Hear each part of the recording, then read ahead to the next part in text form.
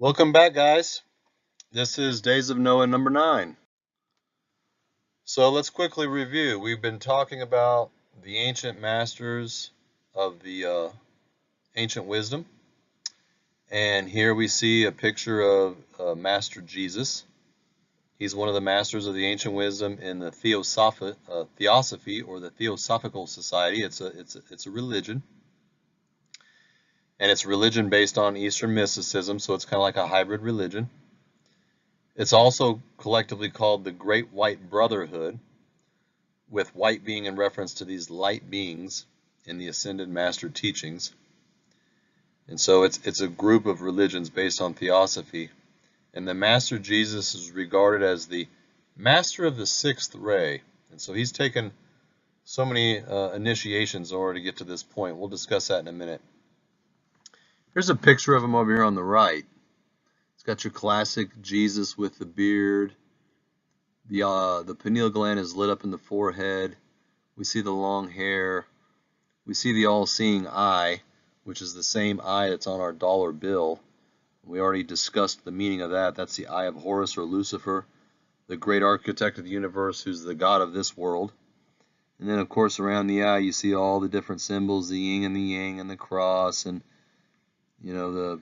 the moon and the sun and all the different religious mystical symbols, saying that all these religions are really one.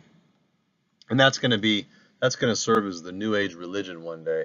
The New Age religion is going to be that we all acknowledge the same God. We just have different mechanisms to get there. You may choose Buddha as your mechanism, your vehicle to get to God, and they may choose Krishna, and these people may choose Muhammad, and the Native Americans may have their method, but we all worship the same God, and they're all equal ways to get to God. And there's nothing special about Jesus, even though he went to the cross and died, and it's that blood sacrifice is what cleanses you and gives you atonement to make it to God. You don't really need him because there's many ways to God. You can get to him amongst hundreds of different ways based on hundreds of different religions. And so I wanted to read some verses from Matthew 24 that say, this is Jesus talking about the last days, and he's talking about some of the signs that you can look for, besides the wars and the rumors of wars and all the natural disasters and so forth. But he says in Matthew 24, "For many will come in my name, saying, I am the Christ, and will mislead many. And then if anyone says to you, Behold, here is the Christ, or there he is, do not believe him. For false Christs and false prophets will arise, and will show great signs and wonders, so as to mislead, if possible, even the elect." And although I don't think the full manifestation of this verse has happened yet, because truly in the last days there will be some false prophets in Christ who will be doing some really supernatural things that'll just be mind-boggling to humanity, so much so that even the elect will want to believe that. But I think we're seeing a precursor to that here and now. These ancient masters who you're able to communicate with, who give you this secret information about life, who are portraying themselves to be masters like Christ, they're these false Christs and these false prophets who are, showing great signs. If they're coming from the supernatural and people are communicating with them, I consider that to be a sign and a wonder. So straight off of Wikipedia, ascended masters of the ancient wisdom are believed to be spiritually enlightened beings who in past incarnations were ordinary humans who have undergone a series of spiritual transformations originally called initiations. This is a spiritual evolution, if you will. Now, an ascended master is based on the theosophical concepts of the masters of the ancient wisdom. A regular master is just a human being who's taken the fifth initiation and is thereby capable of dwelling in the fifth dimension. An ascended master, on the other hand, is a human being who's taken the sixth initiation, and that's also referred to as the ascension, and so he's thereby capable of dwelling in the sixth dimension. Now, an ascended master is a human being who has regained full union with his mighty I Am presence. And when a human being has regained full union with his mighty I Am presence, That state of full union is referred to as ascension. And technically, a human being ascends when he takes the sixth initiation and not before. So those who've taken the seventh initiation hold the senior administrative posts in the Great White Brotherhood on Earth. These senior administrative posts are divided into three categories. We have the Department of Manu, the Department of the Planetary Christ, that's the Christ consciousness, and the Department of the Mahakakan. Now, the Lord of the World is a human being or another organism. I think that's interesting. But the Lord of the World is a human being or other organism who has taken the ninth initiation. And according to the Ascended Master teachings, the ninth initiation is the highest initiation possible, which is believed to be a ninth dimensional planet grid, such as Earth. Earth, they're saying Earth has 9 dimensions. We live in 3 dimensions, right? Height, width, and length. Time makes number 4, so we live in a 4-dimensional time space. And so above the 4th, obviously, are the 5th, the 6th, all the way through. Now, Einstein's theory of relativity and quantum physics proved that there are at least 10 dimensions. So these upper dimensions, other words for those would be upper heavens, upper realms. You know, the Bible talks all about these spiritual realms that are higher than our realms that we can't see, but we interface with them all the time, and we open doors between us and the spirit realms all the time, and that's what the witchcraft and things are doing that we've been discussing. So this group are also acknowledging these higher dimensions. They just have a different spin on it. So this whole concept was originally presented by Helena Blavatsky in the 1870s. Now she's the one that channeled the book, The Secret Doctrine. So it's a channeled object, and it has a lot of a lot of this New Age meaning in it. It's a very popular book. You know, you can go on Google and look at it. It's going to be expensive. There's a lot of people who are reading this book. It's the idea that the masters of the ancient wisdom was adopted by people who at some point had a connection with a theosophical movement such as Alice Bailey. Now she's another person who has multiple charged doctrines. She wrote the book called The Externalization of the Hierarchy, and we'll get into that later when we're talking about the United Nations. But basically, when you study Alice Bailey, she had her own publishing company called Lucifer Trust.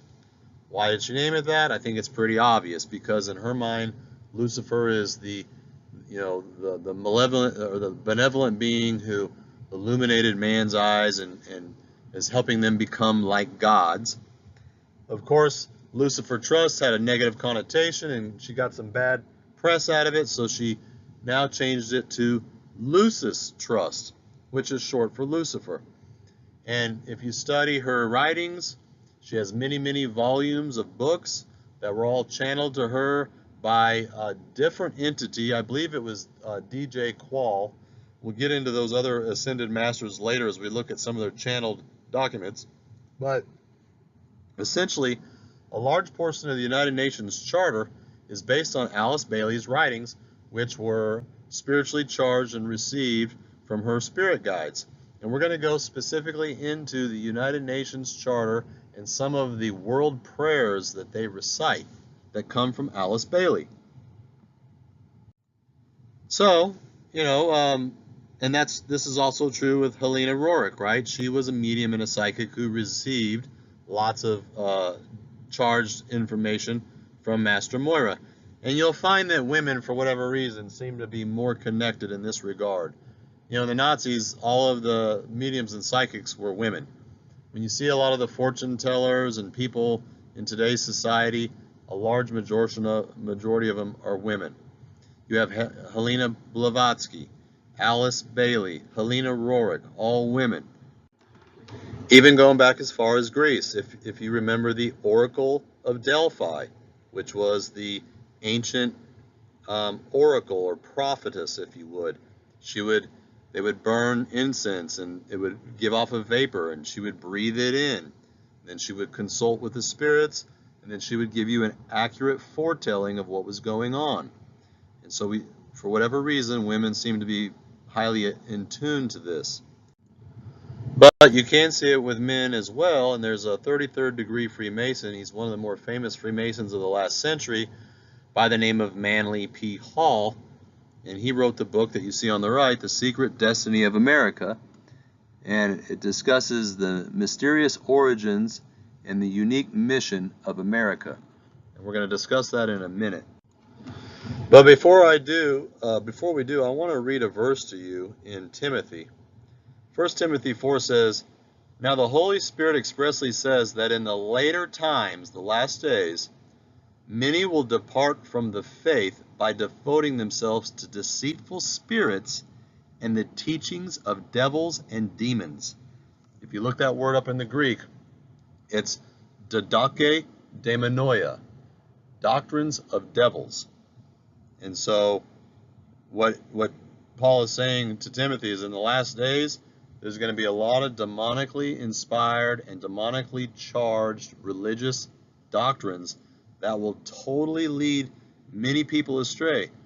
And they'll be masquerading, like that verse says, how Satan and all of his ministers of righteousness masquerade as ministers of righteousness through the transformation process, metaschemazomoi, where they disguise themselves as the light. And that's what it comes down to. You have the true light and you have the counterfeit light. It's like a dollar bill. If I give you a counterfeit dollar bill, you're not going to recognize it's a counterfeit unless you're fully acquainted with an authentic dollar bill. It's the same thing here. If you don't know the scriptures, if you don't know the verses, if you don't know the Lord, then naturally it's easy to be deceived and fall for the counterfeit religions and the counterfeit doctrines. Now, the reason why I'm including Manly Hall in this lecture series is because he's a fascinating guy and he had a lot to say. You'll notice on the book here, 1944 was when this book was published, The Secret Destiny of America. This is literally on the heels of the seal being put on the dollar. And so for him to document this so fast, just within a couple years after that seal was placed on the dollar, tells you that he obviously had knowledge about it. And he's a 33rd degree Freemason. We've already went in great detail about Nicholas Roerich, who was a Mason, Henry Wallace, who was a Mason, Truman, FDR, all of them. And so Manly Hall describes the secret destiny of America. And he goes back and, all the way back to people like Sir Francis Bacon and Franklin and many of the forefathers and what their original goal was for the West. They recognized that there was a continent up where it is in the West. And at that time, they referred to America as the New Atlantis. And if you remember, Atlantis was this utopian society. It was kind of a one world system of freedom and principles for all. And it was, it's this kind of mythological, unicorn society that is almost too good to be true. Well, they always had a plan for America. America was to be this new Atlantis. And on the surface, it seems like it's very altruistic, that they're just trying to look after the goodwill of men. But really, when you get to the deeper levels of it, you realize that it's more parallel to what I described with the dollar before, with George Washington and the Omega sign. That the true secret destiny of America, although it's been an amazing nation, it was a great Christian nation, it helped spread the gospel and it helped liberate a lot of people, that eventually democracy would run dry because those who are responsible for it would become spoiled and they would become entitled and they would exploit it, and eventually it would lead to something totally different. And that usually happens after about 250 years of a republic, which is what history, when you go back and look at the different nations, that's usually about the timeline. And so our republic has kind of run it's seen its best days, and now we're kind of on the backside of that, and we're seeing that through all the geopolitical turmoil and everything going on in this country. And that essentially the true secret destiny of America is exactly what those symbols show. That the great architect of the universe, who's looking after this nation and this whole world, is steering us along to this one world currency and this one world order for the purposes of creating the foundation and the landscape for the beast system described in the book of Revelations, which is the last day system before the Antichrist can take power and move into the mark of the beast and the total enslavement of the whole world through this global consciousness where we're all going to be transhuman and hooked up to the internet and basically one enslaved beehive mentality. And we're going to get into the whole global consciousness and beehive mentality and look at those things later, but I'm just trying to bring it out now. Now you may say, okay, once again, Dave, you're delving into all that conspiracy theory, but you've got to look at the fruit. And we already talked about the verses in the Bible about witchcraft and sorcery and necromancy, and God doesn't want you communicating with spiritists and channelers, and He doesn't want you consulting the stars and the monthly prognosticators. So Manly Hall, one of the leading 33rd degree Freemasons, he didn't want to leave this world with all of the secret knowledge that he spent his whole life working towards. So he wrote many books. Those books weren't really meant for the public at that time, but of course they are now. And here's just a few of them. Here's a handful of his books. We'll start in the top left, The Secret History of America. And you see the dollar symbol behind it with the all-seeing eye. The Secret Teaching of All Ages. You see the six-pointed star inside of a circle. We've already talked about that. That's a hexagram. That's the predominant symbol in witchcraft for putting a curse on somebody. The Lost Keys of Freemasonry. So right here he confirms that he's a Mason. The Secret Teaching of All Ages, and we see the horoscope. The Story of Astrology, the zodiac signs and everything to do with star worship and all of paganism. The Phoenix. The phoenix is a mythological bird who, once it reaches its highest state of evolution, it then destroys itself from within. It burns itself down into ashes, and out of the ashes of its old self births an egg, which will then later turn into another phoenix that's of a higher order. And so this is the classic symbol of the Freemasons, is the mythological phoenix. And when you study the dollar bill, the eagle was originally a phoenix, and that has been completely verified and vetted. Later they changed it to an eagle in order to confuse us and throw us off. But think about that symbolism for a second. The phoenix is supposed to be this bird that's going to rise up and become all-powerful, but eventually it will, hit its peak, and then as it starts the decline, it will then destroy itself from inside out, kind of like our country right now. And then once it's finally totally decimated itself, out of the ashes of the old system, birth the new and better system. Or at least that's what the cell is going to be, right? When all of the calamities come and the economy crashes and they keep messing with the dollar and they keep devaluing the currency, and we eventually see concepts like hyperinflation. And I don't know when these things will happen. I don't know if it's next year or 20 years from now, but it will happen. And when these things happen, people are going to be begging for change.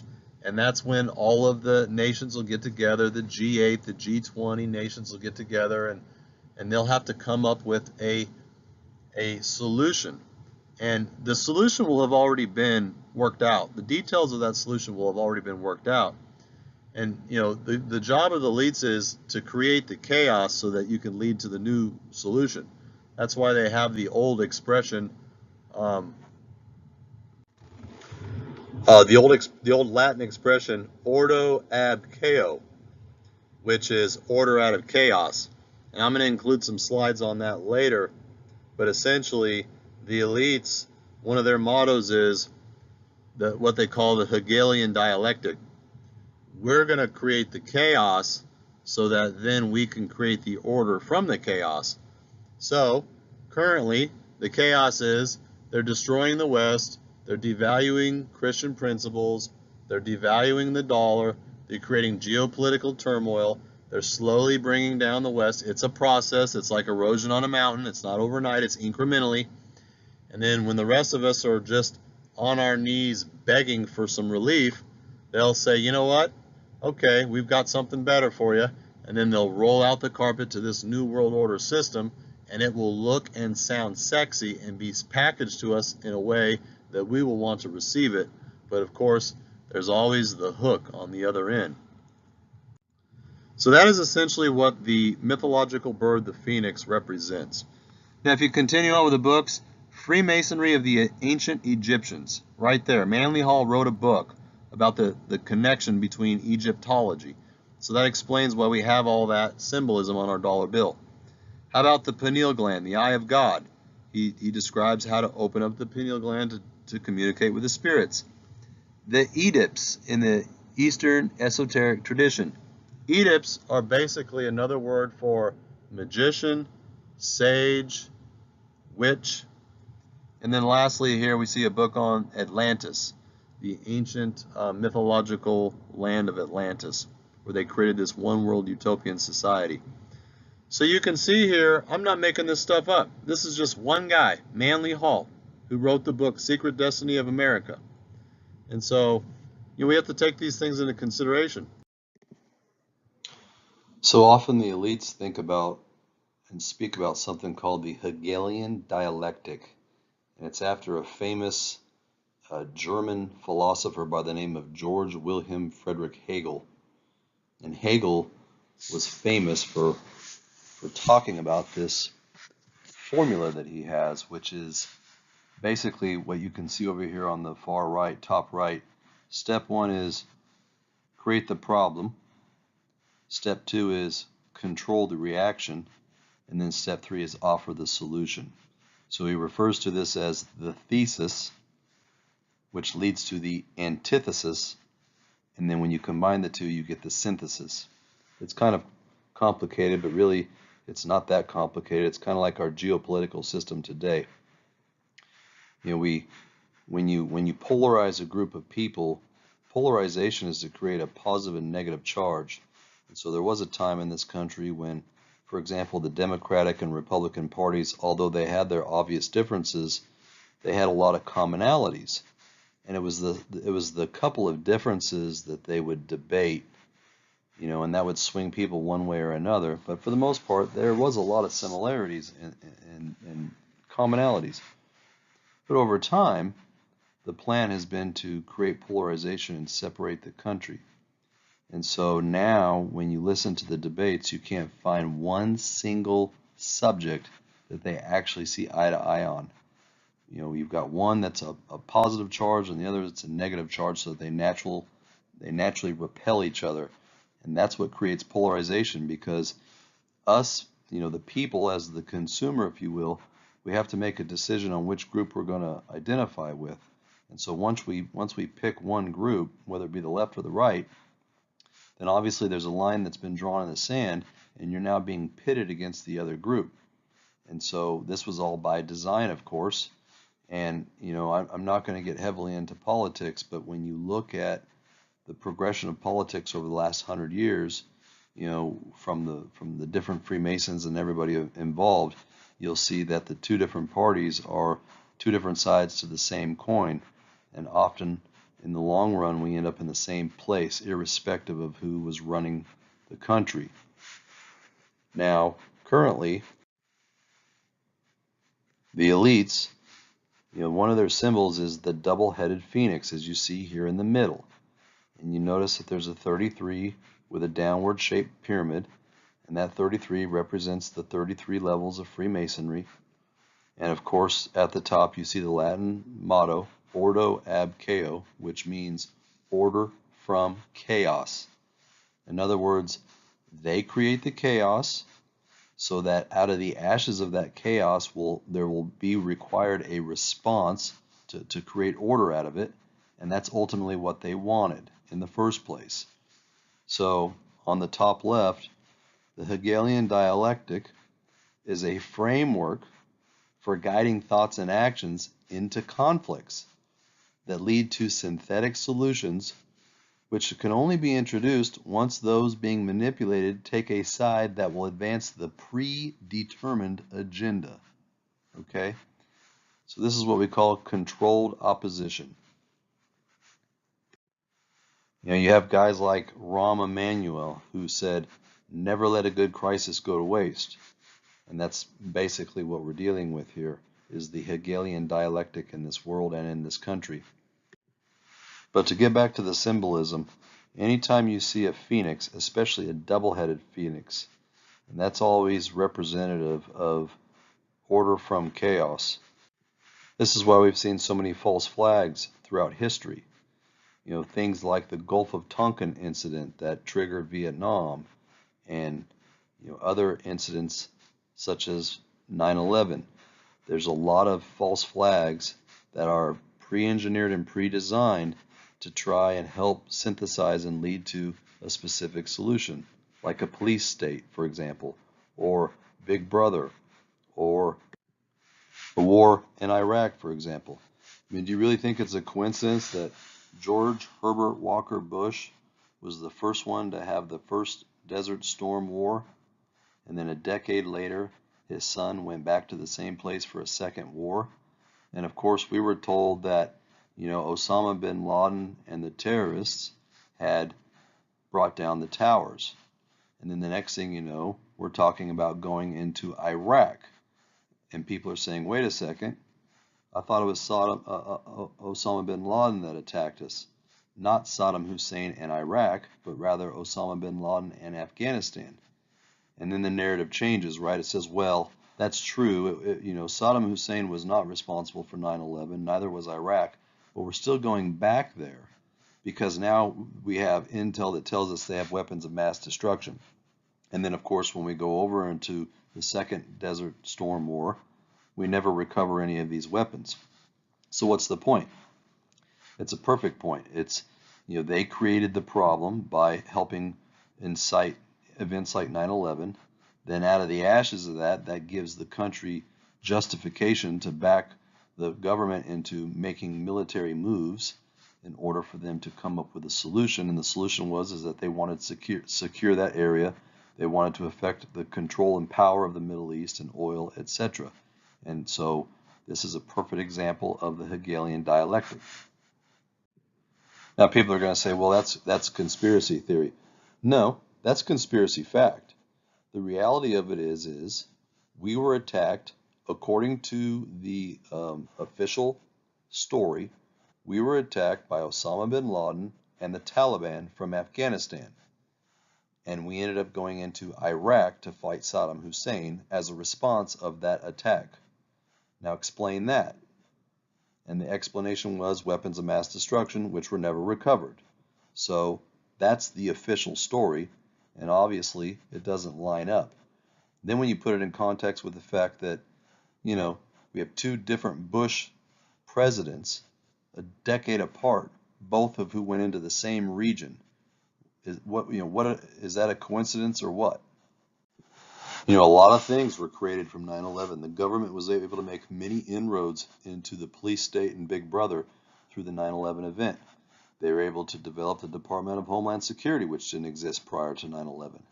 They were able to create the Patriot Act, which removes many freedoms from the Constitution. They were able to create the NDAA, National Defense Authorization Act, which strips away many freedoms as well. And so it also helped perpetuate the war on terror, which is a war that can never be won. Kind of like the war on drugs that the Reagan administration pushed through 30 years ago. And, obviously today we can look around the country and the world and see that war was a war against an ideal. It wasn't against a group of people. It was against this idea of stopping drugs. It never worked, just like this war on terrorism will never work. But this is how the elites do it. They come up with false flags, they create the problems, then they control the reaction, and then they offer the synthetic solution to the predetermined agenda. Okay, we're going to move on to Mr. Aleister Crowley. Aleister is one of the most notorious people of the 20th century. He has a lot of deep, rich history. He's written many books. He's done interviews. There's a lot of information about him that you can research. And he was one of the main occultists and ceremonial magicians of the 20th century. And when we're talking about magic, we're not talking about the sleight of hand, with cards and making a coin disappear magic.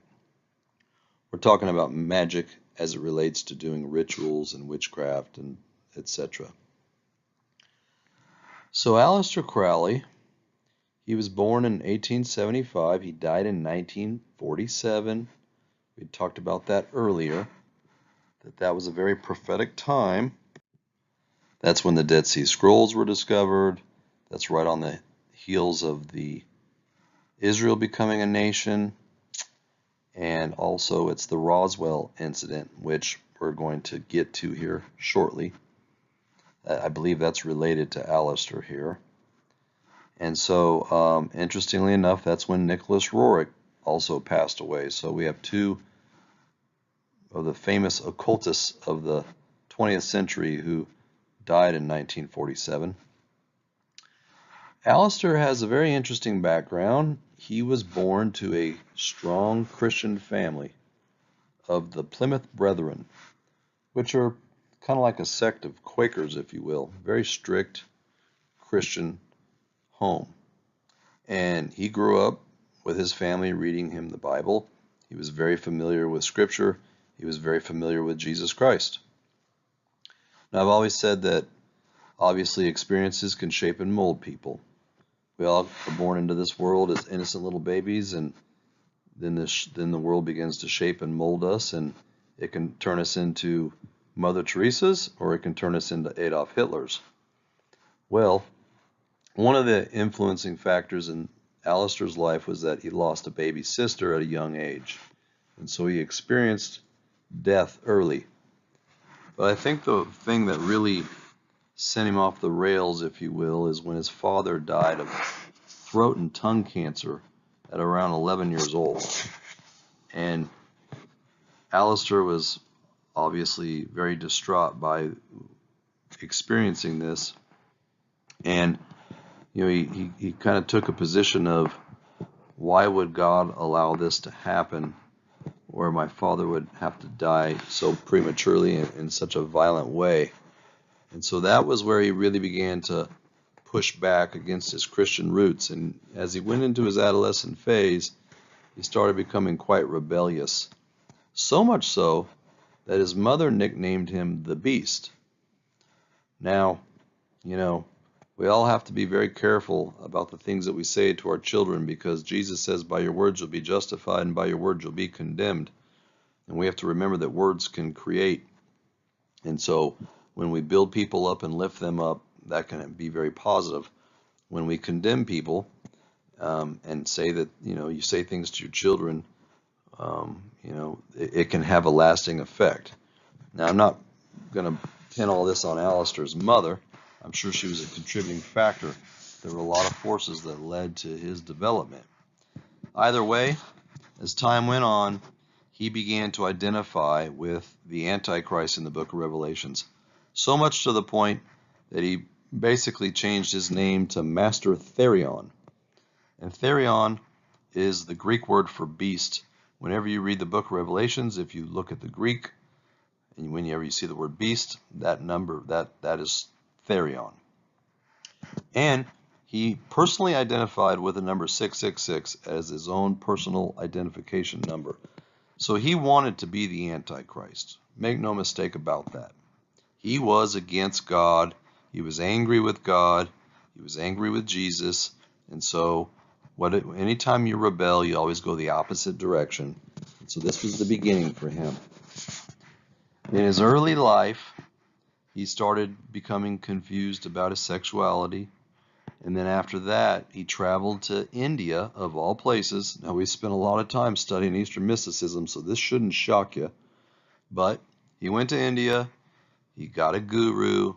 He spent a lot of time learning the different Eastern mystical arts. And he became steeped in Buddhism and Hinduism. He learned how to do transcendental meditation. He learned how to astral project out of his body. He learned how to communicate with spirit guides.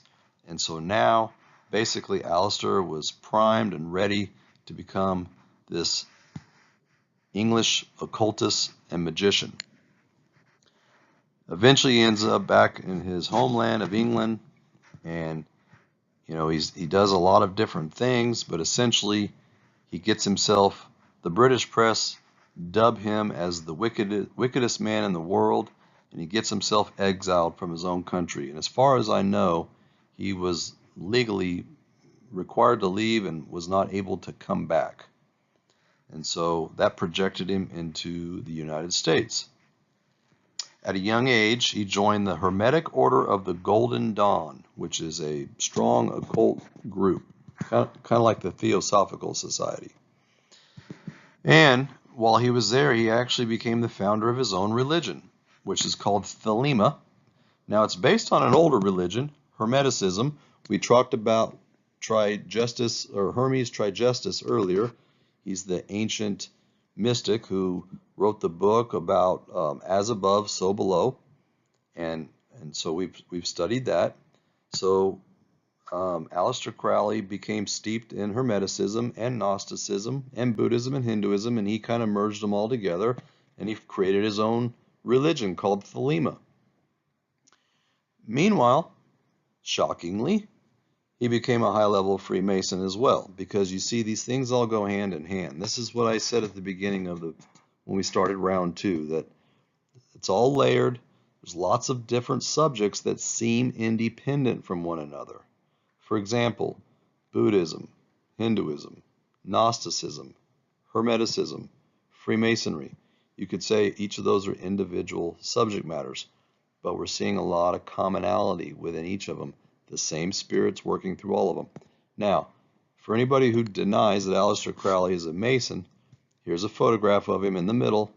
He's a 32nd degree Freemason, and here he's wearing the Masonic regalia, so there's no question whatsoever. Meanwhile, if you look closely at the inscribings on that picture, you'll see the symbol and the word Baphomet. Now, we know who Baphomet is. He's the pagan goat, right? The hybrid, half human, half goat, transgendered goat. He's the androgynous combination of male-female, who is basically represents the as above and so below symbolization, which is the basis of all Hermeticism. So, moving on. If you look over here to the right, you'll see an image of Aleister Crowley. Now, the first thing you'll see is he has a book on witchcraft. He has a 5-pointed star inside of a circle, which is a pentagram, one of the more powerful symbols used in rituals. The reason why these symbols are always enclosed in a circle, and the reason why when they do satanic rituals, they'll always draw a circle and then they'll do everything on the inside is because that represents the space or that vortex that they're opening up. And so they refer to that as the cone of energy. And that's that energy that they're opening up, that demonic energy that they're bringing into our world from the higher dimensions. They have to be able to maintain that energy or it'll just disperse in different directions. And so that sacred symbol of the circle helps keep that energy solidified within that space until they're able to conclude their ritual and then release it upon whomever or however they choose to do. So we see in the top right that Aleister has that book.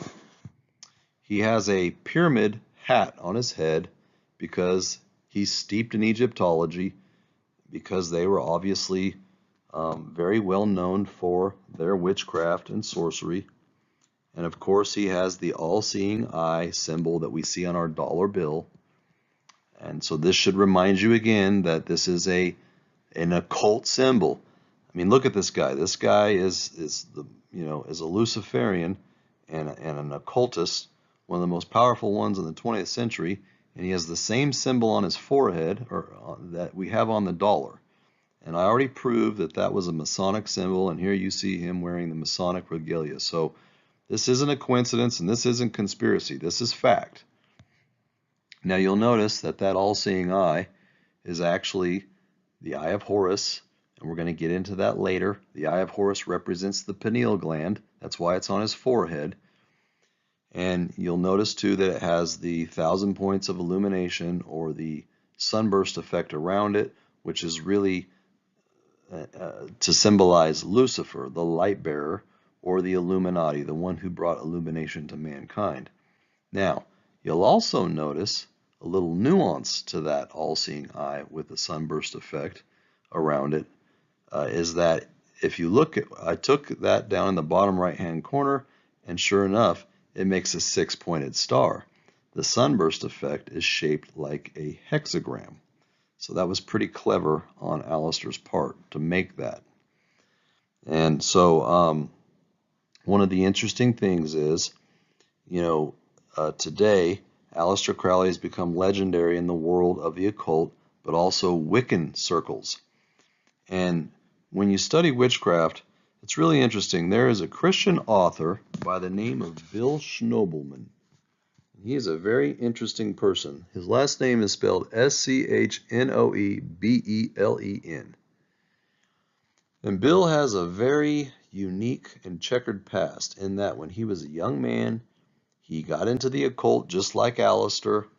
He ended up becoming a druidic high priest for the Druids, which is kind of like witchcraft in a way. And while he was a druidic high priest, while he was climbing up the ranks of that, meanwhile, he was also climbing the ranks throughout the Catholic Church, and he became a Catholic priest, which is strange. He's a Catholic priest by day and a druidic high priest by night. Eventually, that ran its course, and he left that and actually joined the Mormon Church of all things and became an elder in the LDS Church. And while he was there, he was also became a high-level Freemason simultaneously. Now, that may sound surprising, but if you study the Mormon Church, it's not surprising at all, because the Mormon Church is basically based on Freemasonry. Joseph Smith was a 33rd degree Freemason. All of the rituals, the handshakes, the temples, the whole 9 yards that we see in the Mormon Church are all basically a counterfeit and a knockoff of the Masonic religion, if you will. Joseph Smith basically took his Masonic training and he tweaked it, he added some things to it, he subtracted some things to it, and he made his own hybrid religion called the Church of Mormonism. And so this guy, Bill Schnobelin, became a high-level Mason and a high-level Mormon at the same time, which is pretty fascinating, especially considering the fact that previously he was a Catholic priest and a Druidic priest as well. And he claims that while he was a Druidic priest and a Catholic priest, that he also, that's the period of time that he went through vampirism and blood drinking. So, like I said, the guy's got a crazy testimony. He's got many videos on YouTube. He's wrote a lot of amazing books. Eventually he left the Mormon Church. He got saved, received the Holy Spirit, became a true Christian and a true follower of Christ and a true follower of the Bible. And so now he's able to be used by the Lord to reveal a lot of things from the past, from these different organizations. And he's written some really good books. One of them, which I highly recommend, is called Blood on the Doorposts, and it's an excellent book that talks about things like spiritual warfare. It talks about how sin is connected to demonization and how to break strongholds in your life, and it's really a very interesting book. But he also wrote a book later called Wicca, Satan's Little White Lie. And so Wicca is one of the fastest growing religions today. And one of the things that Bill discusses in this book, Wicca, Satan's Little White Lie, is that in the 1950s, Wicca really started to take off, and it turns out that a lot of the literature that Gardner and the other leaders of the Wicca movement, they had received a lot of their information and literature and teaching and training and symbolism from, nonetheless, Aleister Crowley.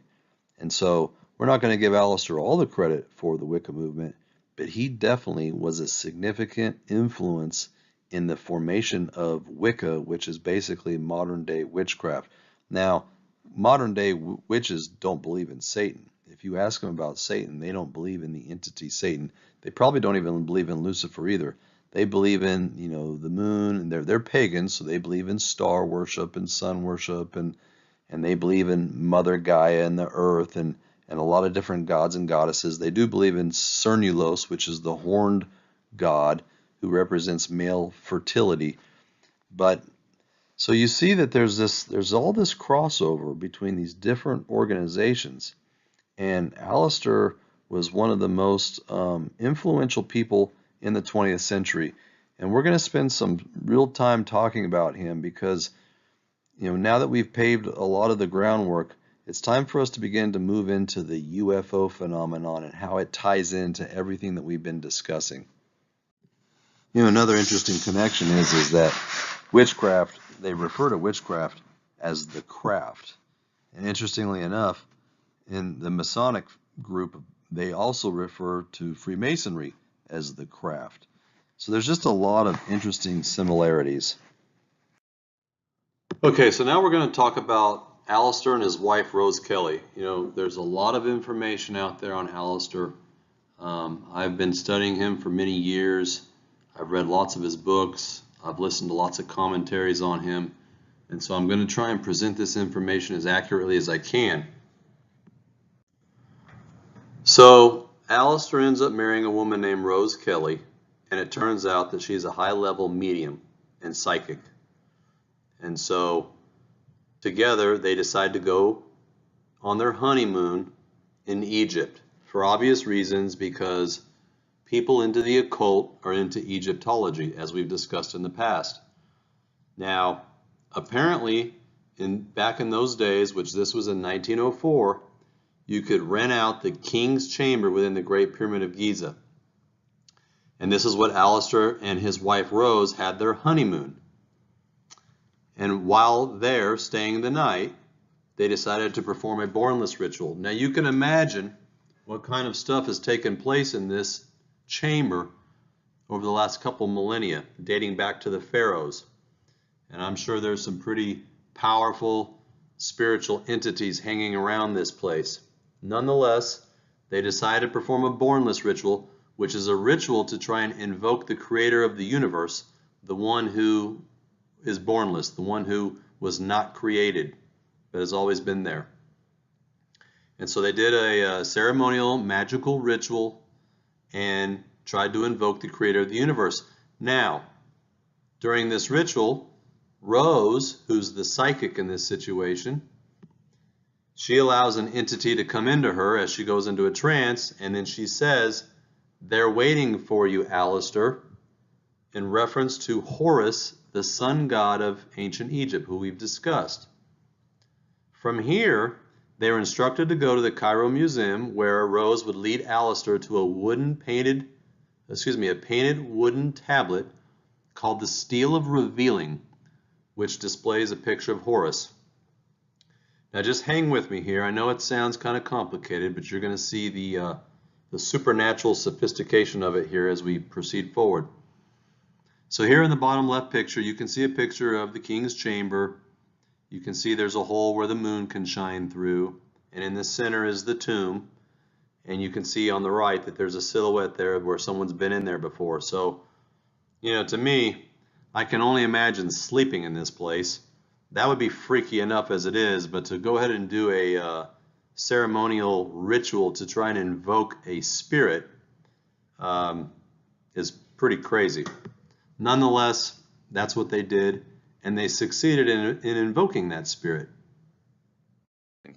All right, so now this is just a depiction of the Cairo Museum. The Cairo Museum in the 1900s was one of the biggest museums in the world. It had just tons and tons and tons of artifacts and architecture and statues and all kinds of inventory within it. And When you come here to the right, when you see this cabinet, here in the bottom right-hand corner, you'll see a yellow tablet right here. This is the Stele of Revealing. So here's a picture of the Stele of Revealing from the Cairo Museum. On the left, we see the front of the wooden tablet. Now, this was a wooden tablet that was painted by Egyptian priests that date back to the 25th dynasty, which is approximately 680 BCE. So a long time ago. And in this depiction on the left, you can see one of the Egyptian priests presenting or offering a sacrifice to the falcon-headed god Horus. Now in this picture, really it's Ra, Horus, and Osiris, the three of them, and we refer to this as the Egyptian Trinity. And so this priest is making sacrifice to Horus. Now above Horus, you'll see the winged solar disk, and that is a representation of the Egyptian gods. And we're going to see that later when we study symbolism within Hollywood and music, in Katy Perry's music, so remember that disc. And of course, you notice that this Horus, this falcon-headed god, is obviously a hybrid. We've already discussed this, that the fallen angels created the hybrids, and these hybrids were manifesting in all of these cultures, as we see here. Now, what's interesting is on the back of this painted tablet, at the top, you'll see the number 666, because that's the number of this tablet within the inventory within the museum. And this, of course, was the confirmation to Crowley. When he saw this, he knew that he was communicating with Horus. All right, so I'm going to summarize this one more time, because this is important that you get this. Aleister Crowley, a guy who's a practitioner in the occult, marries Rose Kelly, a medium. They go to Egypt, they do their honeymoon in the king's chamber, they do a bornless ritual to try and communicate with one of the higher gods of the universe, and naturally this is a charged area where there's a lot of stuff that's happened in the past, and so these entities are hanging around. One of them enters Rose, she speaks to Aleister and communicates with him that Horus is waiting for him at the Cairo Museum. And so obviously then the next day or days after, they leave that place, they go to the Cairo Museum, and obviously Rose is still charged with this entity because they walk through the museum. There's thousands and thousands of items. They're going through the inventory. They turn the corner and there's a number 20, number 21, number 22, all the way up to 600. 601, 602, and when they come to the Stele of Revealing, which is a tablet of Horus, the same god that was revealed to them in the king's chamber, they stop and Rose says, "That's the one, there he is, that's who we communicated with the other night." And when they look at the Stele of Revealing, it has the number 666 on it, which is Aleister Crowley's personal number. And can it get any weirder and freakier than that? I would say absolutely not. So, obviously, Aleister knows he's hit the jackpot on this one, according to him, and he's ready to do whatever it takes. So from here, Aleister and Rose leave the museum, and they go to a hotel in Cairo. And Aleister spends the next 3 days channeling a book called the Book of the Law. Now he claims that this book was dictated to him from an entity named Aiwass, A-I-W-A-S-S, through automatic writing. So Aleister's in the hotel, he knows how to astral project, and he knows how to do transcendental meditation, he knows how to empty himself, he knows how to let spirits in. And according to him, this entity named Aiwass comes in and does automatic writing, which is where the entity controls you and it does the writing. And he produces this book called the Book of the Law. Now, later in the Equinox of the Gods, Crowley states that as he sat at his desk, the voice of Aiwass came from over his left shoulder and told him what to write. Also, Aiwass told Crowley that mankind was on the doorstep of a new era in the spiritual evolution of humanity, to be known as the Eon of Horus. Also, the Eon of Horus, the word eon means age, okay? And the Eon of Horus was really the birth of the New Age movement. Now, we've been talking a lot about the New Age movement. There's a lot of people who are involved with this movement. People like Helena Blavatsky, who was in the Theosophical Society, who was also communicating with the Ascended Masters over in Tibet, right? She wrote a bunch of doctrines about this spiritual evolution and the New Age. You've got Helena and Nicholas Roerich, who were part of that same movement, who also were communicating with the Ascended Masters. You have Alice Bailey and many other people that we'll discuss later. But here we see another person who's really responsible, another primary moving force of this New Age movement, and it's Aleister Crowley, and he's received this through this channeled book. Now, within this book, the Book of the Law, the primary precept of this New Age is, do what thou wilt is the whole of the law. And I want you to remember that, because that's going to surface again. That is the theme of this book, if you will. Do what thou wilt is the whole of the law. Essentially, do what you want. All of those mottos that we kind of grew up hearing and later in the 50s, well, actually not the 50s, more like the 60s and 70s, the kind of like, if it feels good, do it. You only live once type of mentality. That is the era that's being described here. So the book teaches that this new Eon of Horus would release mankind from its need to be altruistic, from its obsession of fear and death, and from its consciousness of sin. Now I want you to think about that for a second. I mean, that's basically the antithesis to what the Bible and Scripture teaches. The Bible teaches you do need to be altruistic towards mankind.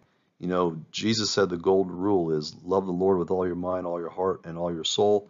And then number 2, love your neighbor as yourself. Here, the Book of the Law is saying, you know what? You're releasing mankind from its need to be altruistic towards one another. Don't worry about your neighbor. Just do what feels best for you. Do what thou wilt is the whole of the law. Secondly, it releases you from the obsession of fear and death. Whereas the Bible says, you know what? You need to, fear God with your own, come to God with your own fear and salvation, because, what does Jesus say? Don't worry about the one who can take your life, but worry about the one who can take your soul. And so, of course, we do have to fear judgment in the afterlife. And then lastly, this book teaches that we don't really need to be conscious of our sin anymore. And obviously that's a complete contradiction to the Scripture. And so you can see that this book clearly has the spirit of Antichrist within it. And it's clearly what Timothy said would be in the final days, the didache daimonia, doctrines of devils, that many would fall away to the doctrines of devils. And this is clearly one of them. So we're going to get into this in greater detail. But as I said, Aiwass's teaching would spark the hippie movement, the sex, drugs, and rock and roll, the free love and peace mentality where you can just do what you want. Now, to give you some perspective on just how powerful Crowley was and this book, this isn't some book that got written and then just got thrown into the dust bin in the corner. Crowley became internationally famous guy. Every one of the people on the bottom left are people who have on some level followed Crowley. The Beatles, they were big followers of Crowley. They put a picture of him on the cover of their Sgt. Pepper's album along with other people that they followed. And they had lyrics and things in their music that pertained to Crowley. Led Zeppelin was a big follower of Crowley. Jimmy Page bought Aleister Crowley's old house in Loch Ness, Scotland.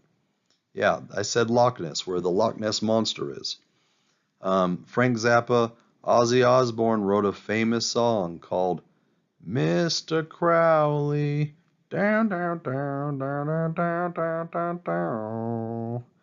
And sorry, guys, that's as good as I can do, but it's actually, when you listen to that song, it reminds me of the Muse thing where it's got um, that hypnotic kind of rhythm to it that you just can lose yourself in a trance in it. David Bowie, huge occultist, Iron Maiden, The Doors, Hall & Oates, Marilyn Manson, every one of these people are Crowley followers. They all have songs and music and lyrics that talk about Crowley. Lady Gaga, Sting, Mick Jagger, the Red Hot Chili Peppers, Katy Perry.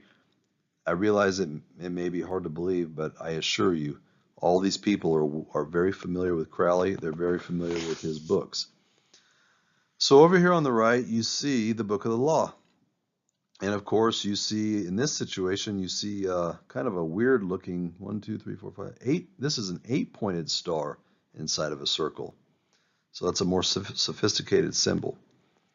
And I thought it was interesting because, in the Bible, the old book in the Pentateuch with the commandments is called the Book of the Law. That's what God gave the Israelites. It's referred to as the Book of the Law.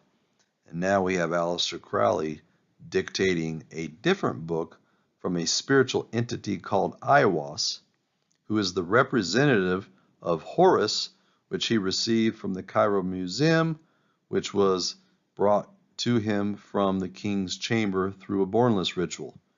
It's just hard to keep it straight. It's so complicated.